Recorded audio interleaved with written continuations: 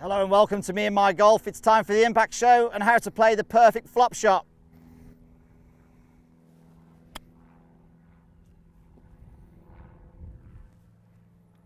Let's take charge of your game. We're doing that again.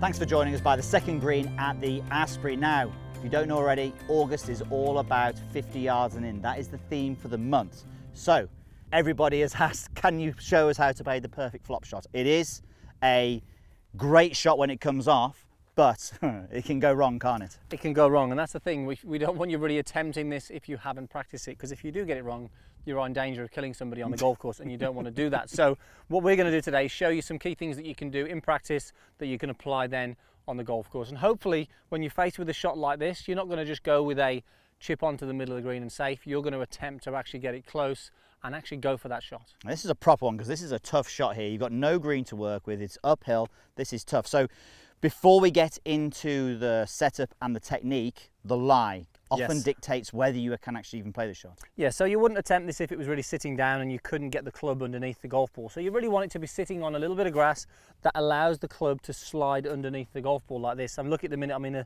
a little bit of semi. It's a little dry, so I've got no problem at all of actually getting the club sliding underneath the golf ball.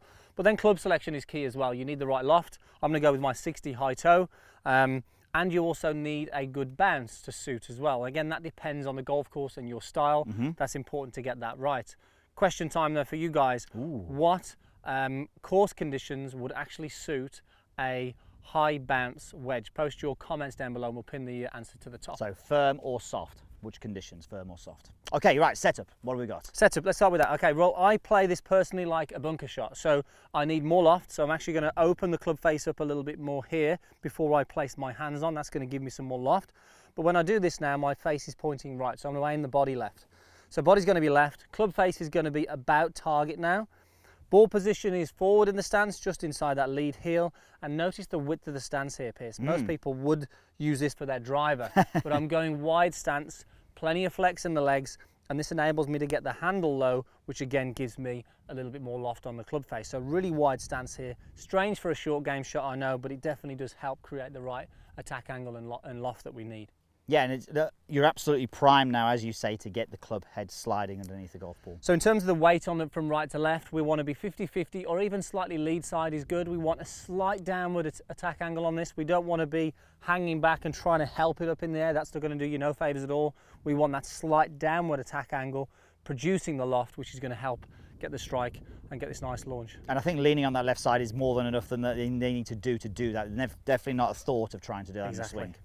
So, swing, let's go into that then. So, very different to a full shot. It's going to be a lot quieter with a lower body already. The stance is wider. That's going to help sort of with that quieter lower body. But in the backswing, we're going to really produce a lot of wrist set here, creating the loft. We're going to keep the loft on the club face. Really important that we do that. Now, from here on the way through, instead of driving and rotating hard and extending the arms, that's great for a 7-iron or a driver. What we're actually going to do here is keep the lower body quiet and really accelerate the club head past the hands.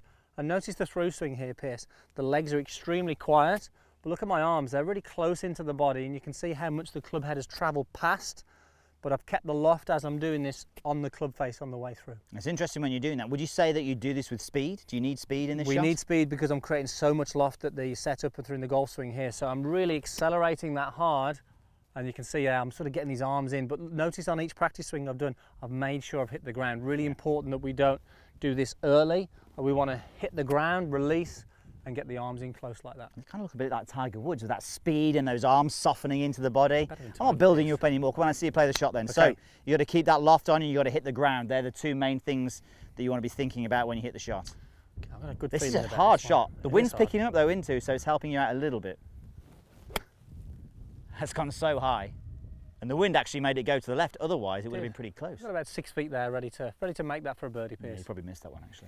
Okay, but that was a pretty good shot there, well Thank done. You. Okay, so look, if you enjoyed that, please hit the like button. It allows us to reach more golfers, which is all we're trying to do here at Me and My Golf. And if you have any questions at all, and don't forget the question on the bounce and the conditions, post those down below. Now, as important as playing the perfect flop shot, if you are trying to break 90, there may well be a solution, Andy. Yes, the Break 90 coaching plan has just gone live over at meandmygolf.com, where we guide you for 6 weeks. It's a structured practice plan where we guide you each week on lots of different situations, on course, technique, putting, short game. That will definitely help you break 90. So make sure you go and check that out. And here's a sneak peek of what it looks like.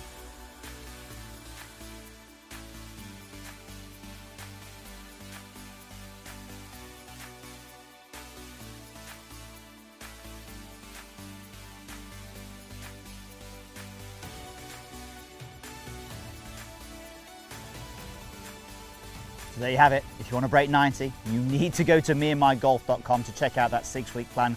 We guarantee you that it'll help you to achieve that target of yours. And also, whilst you're there, you get to check out all the other hundreds of videos and coaching plans that we have, where we personally guide you through each and every one of them. Andy, how do they get there though? Well, all you need to do is click the link in the corner there and it'll take you straight to it, and we will look forward to seeing you over there. Cheers, guys.